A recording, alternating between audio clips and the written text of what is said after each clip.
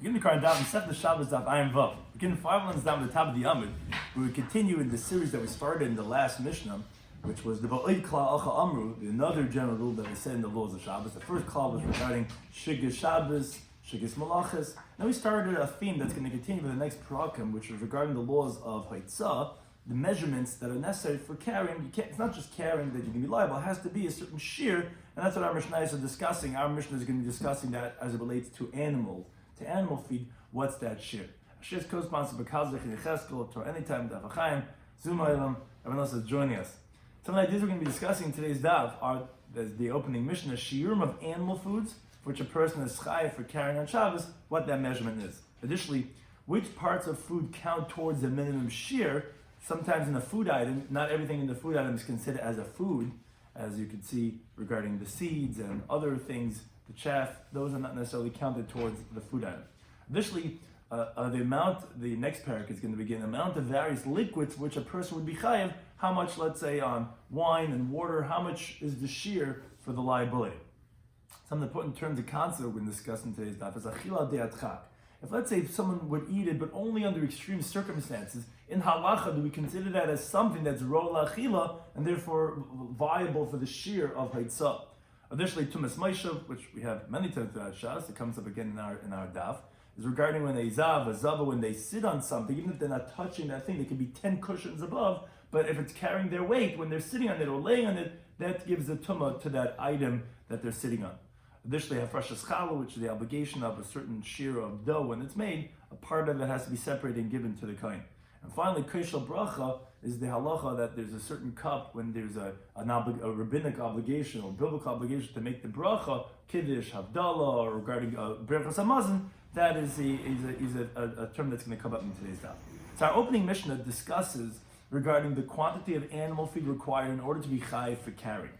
As we'll see in the Mishnah, the shiur for each animal is a mouthful of the type of food typically eaten by that animal. So it's a mouthful of whatever that animal normally eats. A mouthful of that animal is the shiur of that food that animal usually eats. In contrast, as we'll see in the following Mishnah, anything edible for humans would have a shiur kegregus the size of a dried fig. So generally by humans, their food items, their shiur is kegregus, a dried fig, specifically dried, not when it's moist. When it dries, it gets a little bit smaller. In regards to the animal, we're going to see in this Mishnah, it goes based on the animal. So the Mishnah begins.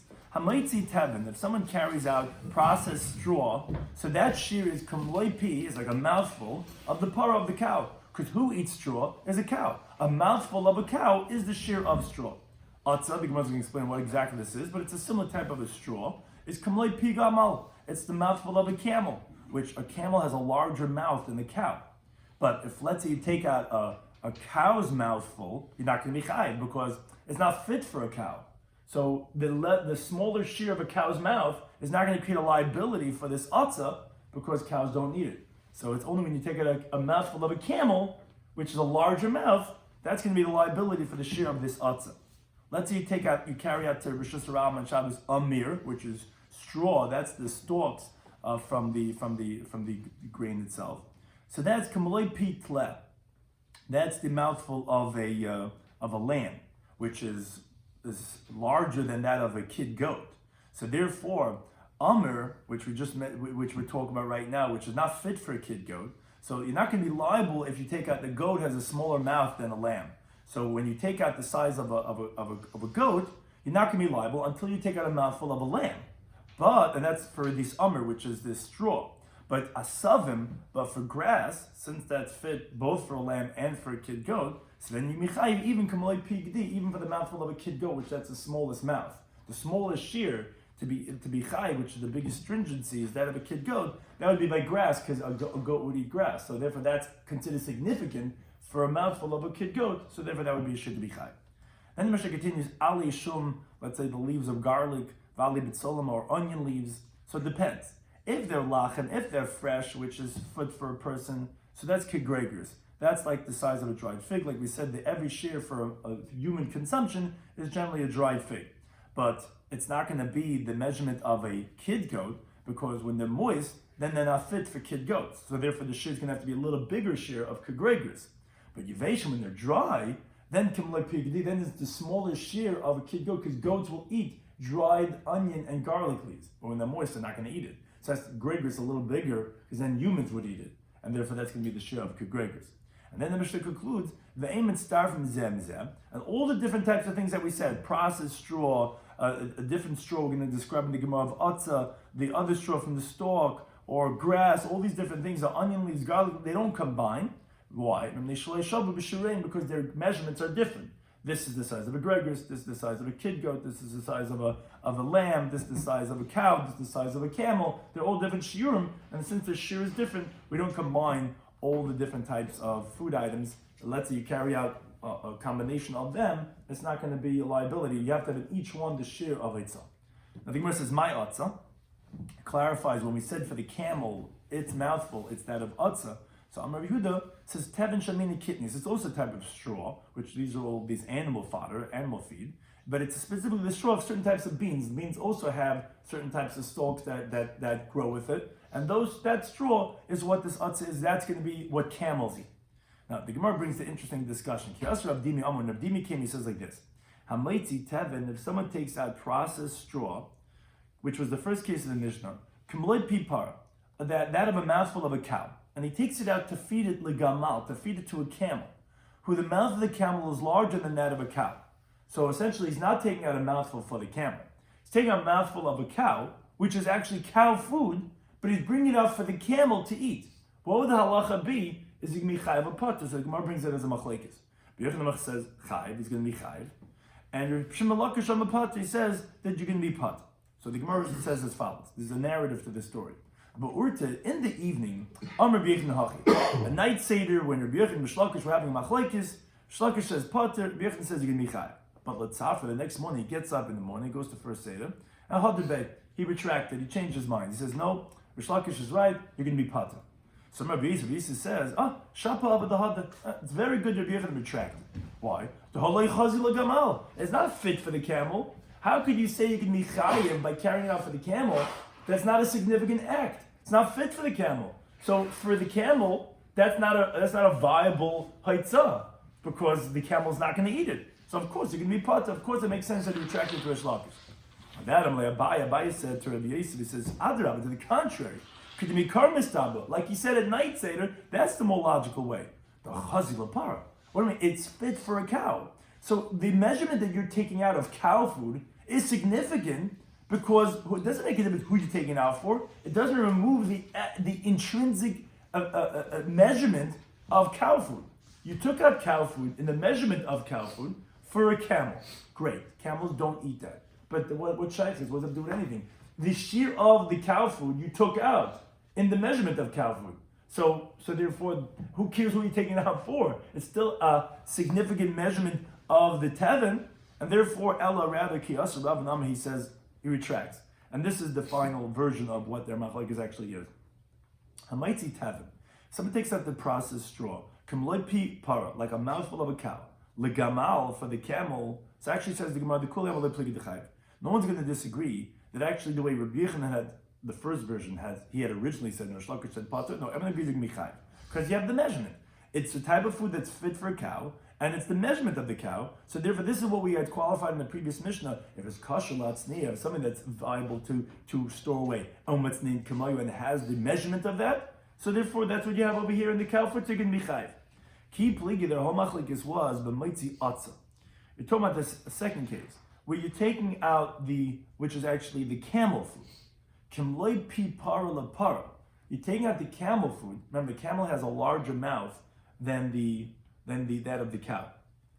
So we're talking about that you're taking out the atzah, the mouthful of a cow for a cow, and it's not fit for a cow. Only, as we'll see in the Gemara, what's called hadiyat chak. Only when the cow has no alternative, it's going to eat it. But it's really fit for the camel, and he's taking it out for the cow. And says the Gemara, it was actually said in the reverse. Rabbi Yochanan Mapati says you're going to be pater. Shlak Shabachayv says you're going to be chayiv, because as the Gemara explains. Rabbi Yochanan Mapati says that you're going to be pater because this food that you're taking out is fit for the camel. You don't have the measurement of the camel because you're only taking out a mouthful of a cow. A cow has a smaller mouth. Next time you go to those farms, go check, open up the mouth of the camel and that of the cow, and check. You'll see that the mouth of the cow is smaller than the camel. So if you're taking it out for the cow, and that for the measurement of the cow, the problem is al chial de atchak lo yishma achila. although under pressing circumstances the cow will eat the atzah, but that's not considered eating. And therefore you cannot evaluate the measurement of the atzah for the cow, and you didn't take out the measurement for that of the mouth of a camel, so that you're going to be pat. Eating under extreme circumstances is considered eating. And therefore, although generally he wouldn't eat it, but the cow will eat it, and if you bring it out for the cow, this atzah, since you take out the mouthful of a cow, so therefore, that's why according to Shlokish you're going to be chayav. Because ultimately you took out the mouthful, and it's considered under extreme circumstances as an achila. Now, the Mishnah then said that Amr, the straw, is kamloy pitla, is the mouthful of a lamb. So now the Gemara asks the contradiction. I have a in the Brayso says kigregers. It's the size of a dried fig. This Amr, this straw.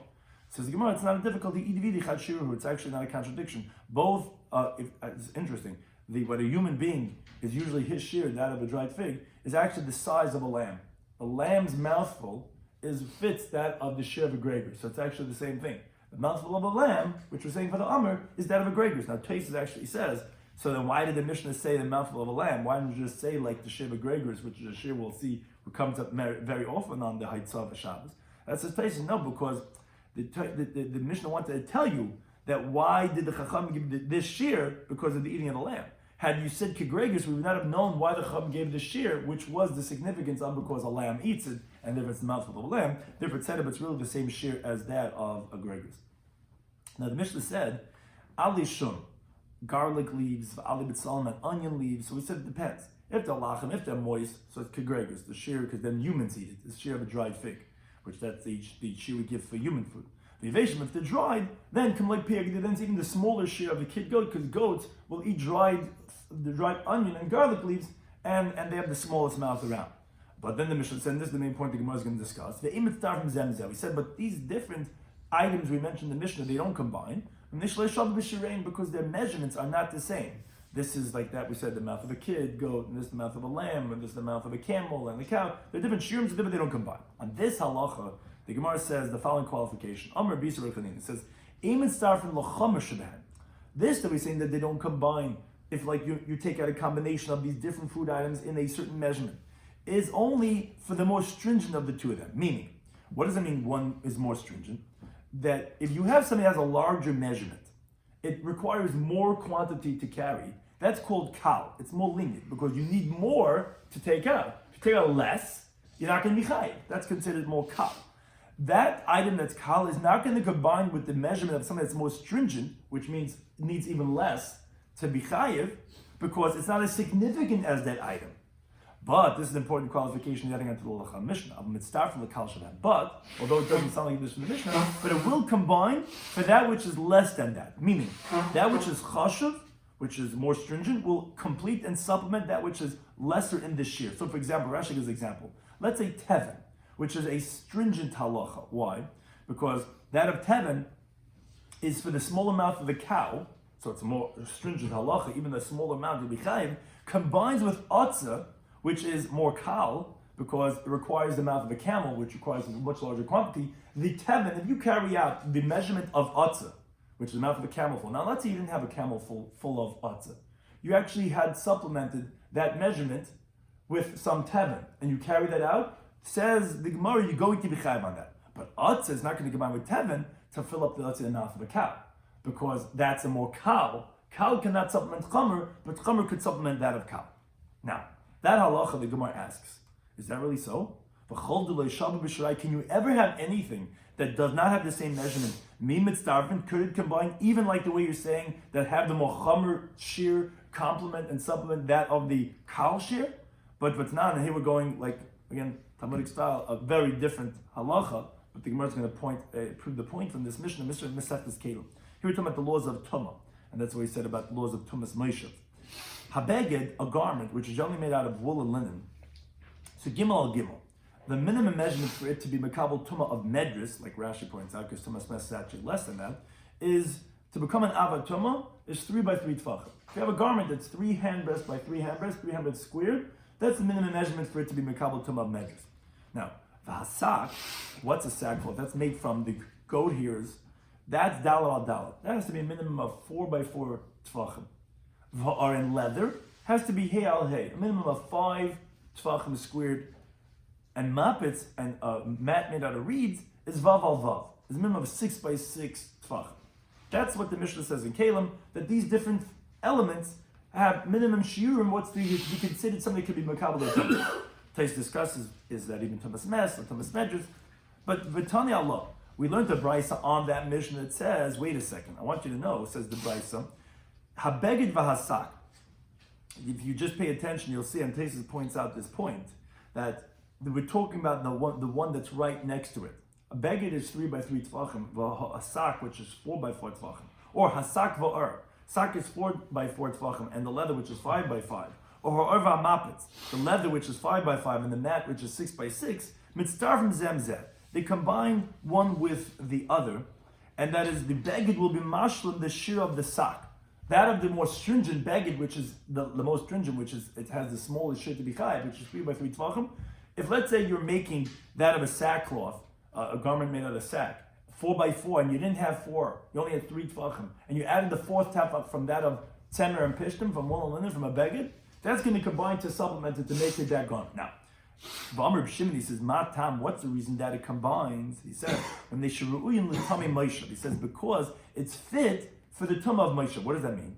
If let's say you combine these two materials together, for let's say a saddlecloth of a donkey, as the measurement of the tumah of Moshe Bazav, which is that of, let's say you combine from these two different things, and you make a tefach squared, which is for a saddlecloth, it's sufficient to have a tefach squared, because on the animal you don't need 3 by 3 or 4 by 4. For a saddlecloth to be considered a significant item, all you need is a tefach squared. And that halacha is going to have the tumas of a Moshe Bazav, as the Mishnah teaches elsewhere. If you take off a fabric from all these fabrics together, and you make one hodgepodge of a tefach squared, it's going to have a tumah of Moshe. Now the Gemara in the first parak in Sukkah says why? Because since it's fit to patch on the donkey, where you don't care what it's made out of, it's not in your home in the living room where you care about that couch or whatever, you don't care, it's a patch of sack, it's a patch of wool, it's a patch of goat hair, you don't care what it's made out of, reeds, as long as you got that thing that when you're on the animal, that you have something to sit on, you're happy. So that's what the Gemara says, that's what Rabbi Shimon is saying, that why are we saying they're combining this beged with the sock, and the sock with the and the with the mapitz, the one at least that's right next to it, and that the stringent is going to supplement the more lenient one. Why do we say it's going to supplement? For a special reason. What's the special reason? Because since for Moshe on the animal, on the saddlecloth, you could take a hodgepodge of all these different materials. So because of that, at least the one that's near it, like Taisa says, is only specifically beged and sak and beged because beged and let's say, or sak and mapitz would not combine because it's not really fit to really combine those different types of materials. And if you do it, it's but ladaita. And that's not going to have tumas mentioned. But the one near it will have it. Why? Because you can make a saddle out of it. So this is the main point of the Gemara. Says the Gemara, time and the time Moshe. So it sounds like, why could you combine it? Because on the saddle cloth of the animal, it's fit to combine them for tumas Moshe, where you would sit on it, on the saddle, on the animal, but let's say it's not fit to, let's say, put them together for some interesting reason like tumas medras, then lie. Then you wouldn't say you couldn't combine even the stringent with the more lenient. And over here, by the animal food, you don't usually mix animal foods, so it's not fit to have as a mixture. So why are you telling me that you're saying you qualify the law of the Mishnah that said you can't combine them, but you're saying no, you could. The chamer could be mitzvah for the cow. What are you talking about? Look at the Tumah Medrash. We see that we don't combine shiurim unless they're generally combined for some other reason. Here by food items, they're not generally combined. The cow's food is kept for the cow. The camel's food is kept for the camel. They're all kept separately. So therefore, what are you saying that it's going to combine? It shouldn't combine even the chum and the cow. And that Amaravi says, no, actually, as you continue to the days, here it's also fit for the animal foods to be put together.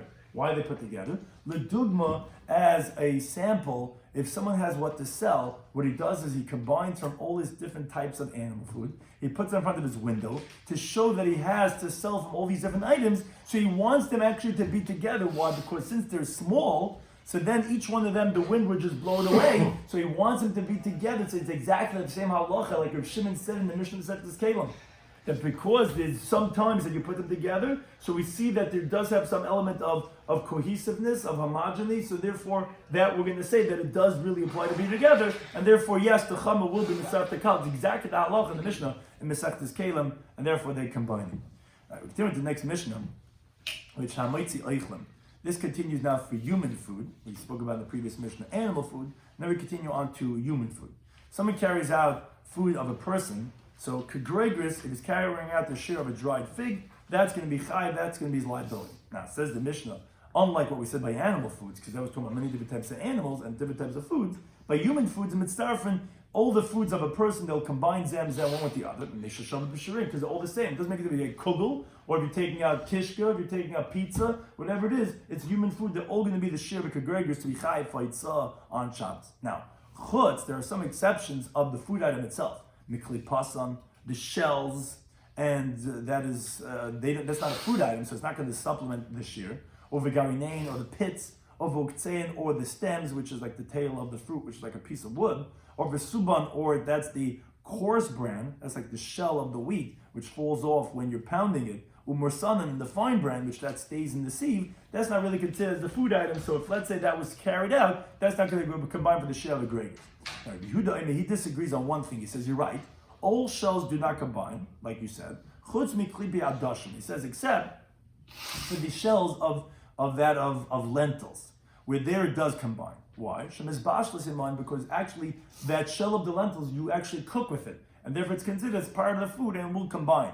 But that's coming to exclude from the outer shell, which it actually grows inside of it, which that actually falls off during harvest. That says Rashi, that's not counted. But the shells that are cooked with it, that says Rabbi, that will count towards the shiur.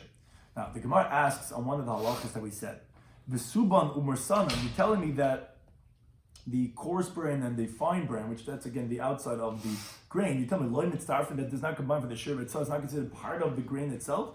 But what's not in the Mishnah Masechet Challah that says, talking about the shiur of challah, it says chameshes revoim, 5 quarters, which is an interesting way of saying that, meaning there's 4 quarters in the kav. So saying 5 quarters, which is really saying a whole kav and a quarter of kemach of flour, but even a little bit more, is chayav machal. That's the shiur of when you have that amount of dough, you have to separate a small piece and give it to the kohen, which we separate too, but we don't give it to the kohen. We burn it because it's considered isur hana. Now, hein v'suban umursanan.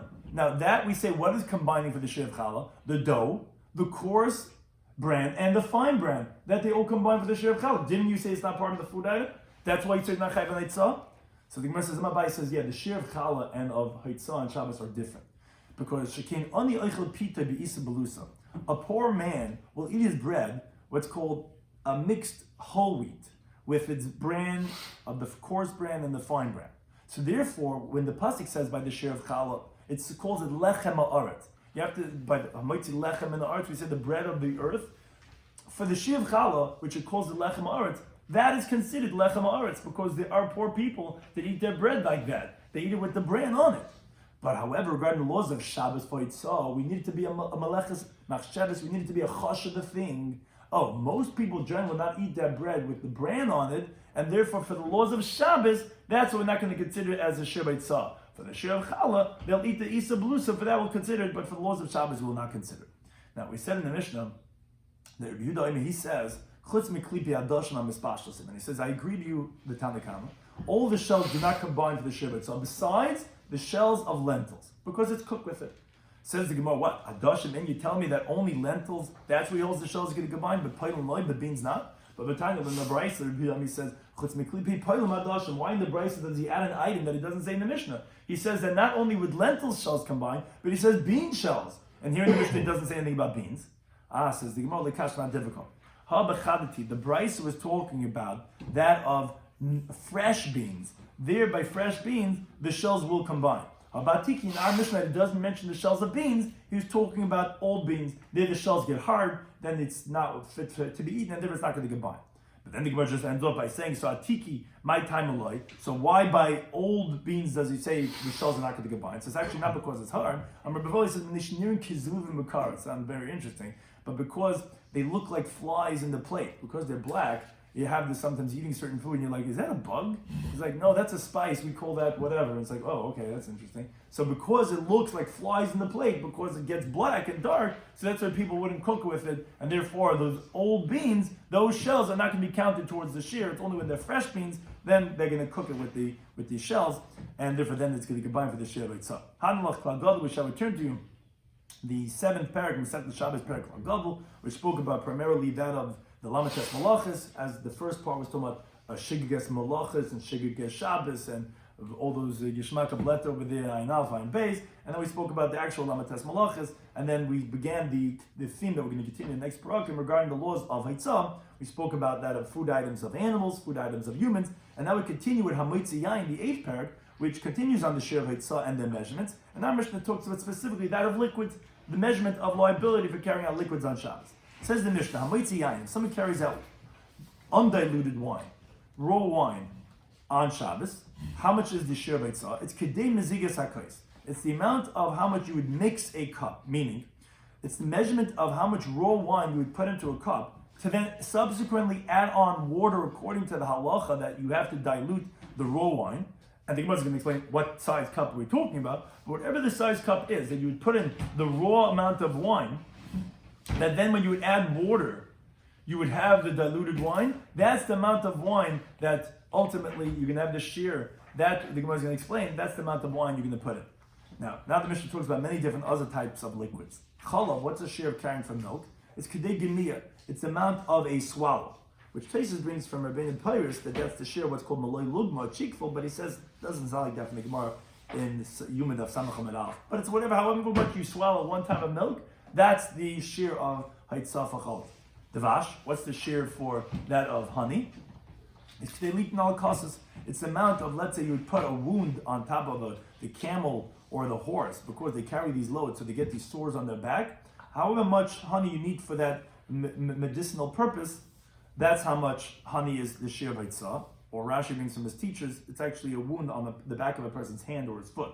But be that as it is, it's some type of a sore that you put on, that's how much honey is considered shiur of Haitzah. Shemen, what's the shiur of oil? It's kedei losach eber cotton. It's the amount of anointing rubbing onto a small limb. Mayim, the minimum shiur of water is kedei loshav them, is to be able to rub and dissolve in them as hakilur. The kilur was some type of an ointment that was put on for healing for an eye. That however much water you need to mix with that paste, which is called kilur, that's how much water you chayiv on. Or sharkal mashkin, all the liquids that we didn't mention in the Mishnah, they're berevius. Well, a revius is a bay and a half, an egg and a half, which is what we call a revius aloy.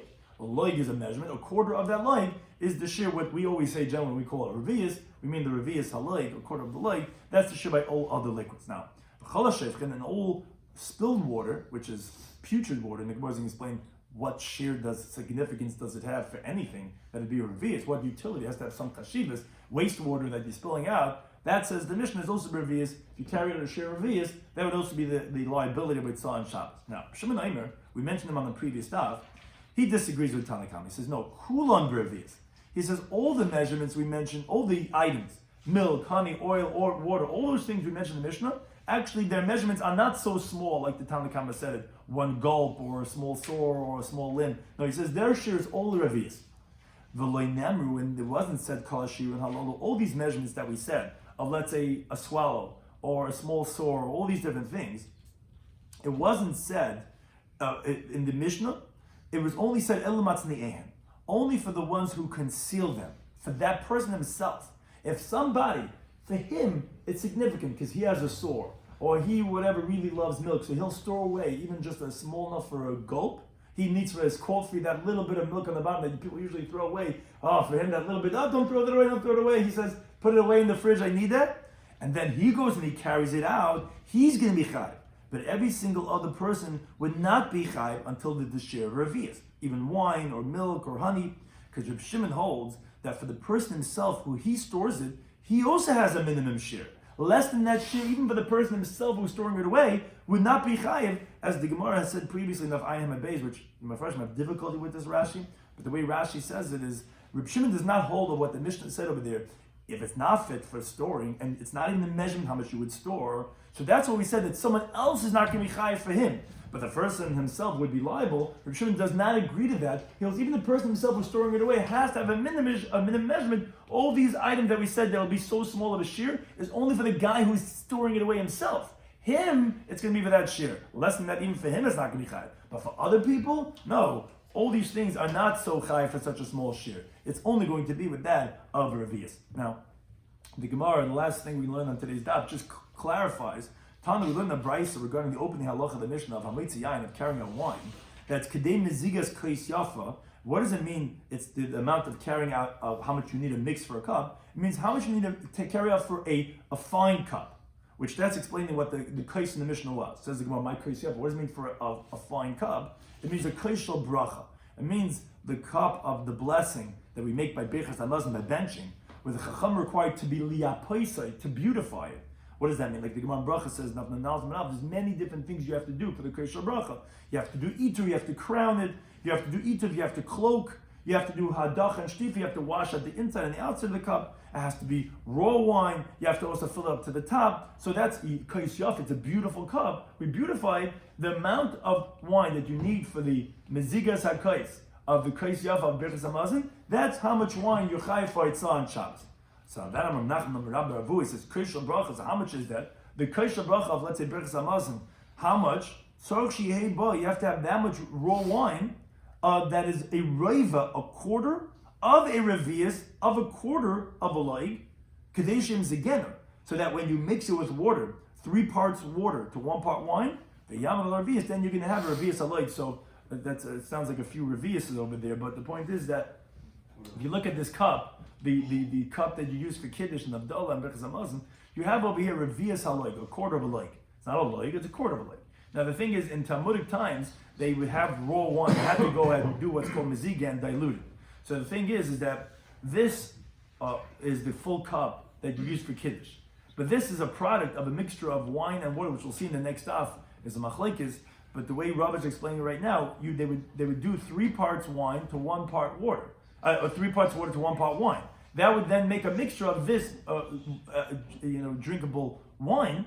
So this is the amount of a significant amount of wine, because this is the amount of quantity that you need for the kais shel bracha. So if someone carries out a roiva of revius of a loig, that's going to be the shiur of haitzah on Shabbos. I just wanted to add one thing. When you asked that question the other day, I knew in my mind that you were asking regarding the mefarik of the cow, but there was the reason why I remember, because I give a shiur on Taisus on Old Daf, and that was a Taisus beforehand. The Taisus actually discusses that, and for that reason actually disputes Rashi.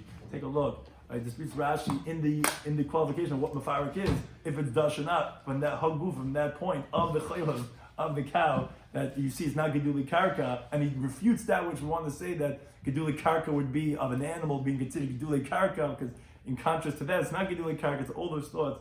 But that was exactly a thesis. Some of these we discussed in today's daf, Shabbos Daf, Ayin Vav. We began the new Mishnah of Hamaitzi. We started the theme that began in the previous Mishnah, and we were discussing that of carrying out specifically regarding animal food. What's the minimum measurements? So we said regarding tevin, which is processed straw, we said it's the mouthful of a cow, because it's cow food. So the mouthful of a cow. Atza, which is, as the Gemara explains, is the straw of kitnius, of that of legumes and beans. The straw, which is the unedible parts, is camel food, so it's going to be the mouthful of a camel. Amr, which is this different part of the straw, which is this part of the stalk of the grain, is lamb food, which the Gemara actually points out is the same thing as kegregers, that of a dried fig. That's going to be the shiur b'tzah. Now, grass, which all animals eat, so the smallest shiur, since a kid goat will eat it, the goat has, you see the goats have these small tiny mouths, but that's going to be the minimum shiur, because goats eat the grass. So even though other animals also, but you can have even the smallest shiur of the mouthful of a kid goat.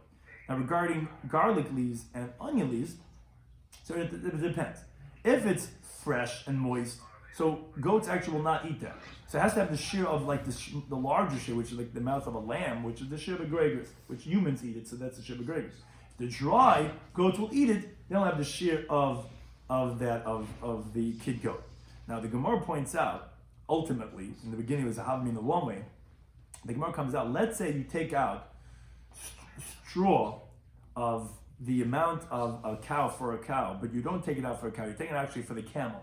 So the Gemara says, yeah, you're going to be chayiv, because I don't care that you're taking out for the camel, you're taking out the shiur of tevin, which is the mouthful of a cow. Although you're taking out for a camel, and the camel is not going to eat it, it doesn't make a difference who you're taking it out for, you're still being chayiv. You bring Bubby a piece of kugel, she doesn't want the kugel because I'm on a diet, I don't want to have the oil, it doesn't make a difference, you're still chayiv, you took out the shiur of kugel. So therefore you can be chayiv when you're taking out for the camel. But, let's say, in the case of Otza, let's say you take out that tevin of kitnius for the cow, and you take out the mouthful of a cow. So wait a second, you're not really taking out the shiur of the atzah, because the camel mouth is bigger than the cow mouth, and you're only taking out the amount of atzah that of a cow, but still there's machlekes, because do we consider achila dehatzchak as achila? If you hold achila dehatzchak as shema achila, a cow will eat the atzah if it has no alternatives. And then if you're taking it out for the cow, a mouthful for the cow, which is considered significant achila for the cow, according to one interpretation, you can be chayiv because the cow will eat it. That's what Shlokish holds. The other one says no, you can be pater because achila dehatzchak lo shema achila. And even though we'll eat it, we don't consider halachically significant as achila, and then you didn't take out the shiur of the atzah for the camel, so though you took out enough for the cow, and you're giving it to the cow, that's not going to be a liability. Then the Mishnah had said that these things do not combine one with the other, because it's not the same shiur. This is a kid goat's mouth, this is a lamb goat's, it's a different shiur, they don't combine. Oh, but then the Gemara says, avol, but, it does combine for that which is less than that. The more stringent shiur, which is a smaller shiur, will supplement that of what you're trying to give for some other animal, which has a larger shiur, because it's more chashuv, it's more severe, it will combine. The Gemara asks, when it sounds like that, when you want to combine the laws of animals, it's specifically because it's fit to do them something together, like by the mardas, we said the saddlecloth, so you'll put together a hodgepodge of all these different materials. That's why they combine. Here, what relevancy does the cow food and the camel food have to do? You don't usually mix them together, and if you don't mix them together, then they shouldn't be able to combine even the chamer to be starved to the cow. So the Gemara, no, here it is fit l'dugma, because when there's samples, you'll put outside the store the sample, but if you're going to put out just this one thing, it's going to fly with the wind. You actually want them all to be together so that they hold each other down, and therefore they are fit to be together, all the animal food, and since they're fit in some context to be together, then they will be combining the chamer for the kal shalem. Then we went to the last mission of the parak, which was food items for humans, which we said that's always kegregris, the size of a dried fig, and they do combine because it's the same shiur. But we said there are certain things that don't combine. That's their shells, and that their pits, and that their stems, and then the coarse brand, and then the fine brand. That doesn't combine. Now, aichal, we said that subin and mursna will combine. That's because there it says lechem haaretz, and that is the bread of the earth that the poor people eat. So it's going to combine. But by Shabbos, it has to be something that's chashuv, and most people don't eat it with the brand, and therefore it wouldn't be considered halachically significant in the laws of Eitzah and Shabbos. Now, Yehuda disagreed on one of the cases by the shells of lentils, because there he says they're cooked with it, so the shells will combine. That it sounds like that beans will not. That's only by old, because they look like flies in the plate. But actually, fresh beans, actually there we see in the brisa that it actually holds that the shells actually would combine, because they are also cooked with it. It's just that the old beans, they're not going to, because they look like flies inside the plate. That's where it's not going to be combined. And then we finished the 7th parak al Gadol, and began the 8th parak HaMitzi Yain, which continues on the law of Haitzah as they apply to liquids. The Mishnah said if someone carries out wine, it's the amount of how much you need to mix a cup to make a cup. Now the Gemara says, what type of cup are we talking about? What's called a kais yafa. What's a kais yafa? It's a kais bracha for benching. Well, how much wine is that? That's a quarter of a leg. Why? Because when you'll mix the ratio of 3 parts water to 1 part wine, you'll have the shiur of revius. If you take a quarter of the leg, then you'll have, with the 3 parts, you'll have a full quarter of the leg, which is what we call the revius, which we need for kashal bracha. We said regarding milk, it's the amount of a swallow. We said for honey, it's the amount of putting on a sore. We said for oil, it's to put onto a small limb. And we said for water, the minimum is how much to mix together to make this ointment that's put on the eye. Regarding other liquids, or what's called a shepin that's spilled out, that's the shiur of revius. Reb Shimon disagrees very fundamental machlekes. He says, no, all those things, wine and milk and honey, he says, no, they're all actually a larger shiur of revius, not significant less than revius. These shiurim that were mentioned, that it could be that of a sore, that of a swallow, that was only what he calls lamatzni ehen. For those who put it away, for him it's significant. Even for him, the minimum is going to be those things. But for everybody else, a regular person who didn't specifically put it away, it's going to be the shiur of revius. Thank you to anytime for hosting us.